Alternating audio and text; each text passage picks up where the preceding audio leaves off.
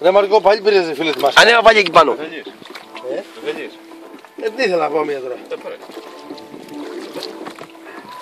Θα κάνω μια αυτιά. Ανέβα Μάρκο και εσύ. Με τα βαθμοπεδλά. Βγάλ' τα μου ρε. Και εγώ μπορώ να τα πω κανονικά. Περίμενε. Θα φύγεις. Περίμενε. Έλα.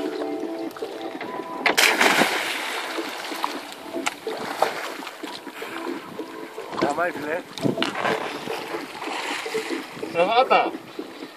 Τι είπες? 5 Οκτωβρίου του 2012, 5 η ώρα το απόγευμα. Στη Λευκάδα.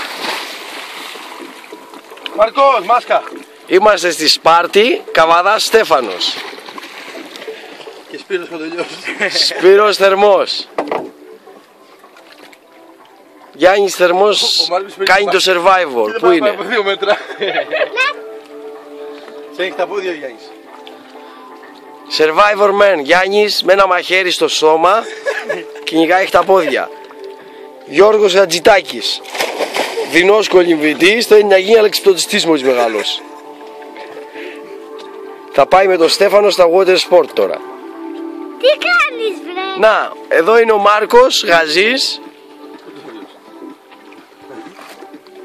Πέρα ρε μαλάκα τη μάσκα. Μόνο το Survivor δεν έχουμε δει.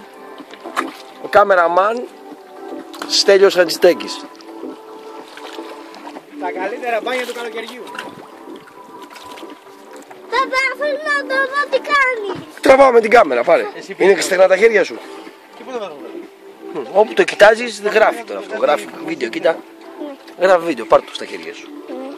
Ό,τι βλέπεις εδώ πέρα γράφει βίντεο, βλέπεις. Εδώ είναι ο Σπύρος. Στεφάνε. Δεν το κάνεις κάτω. Παρεστήσεις.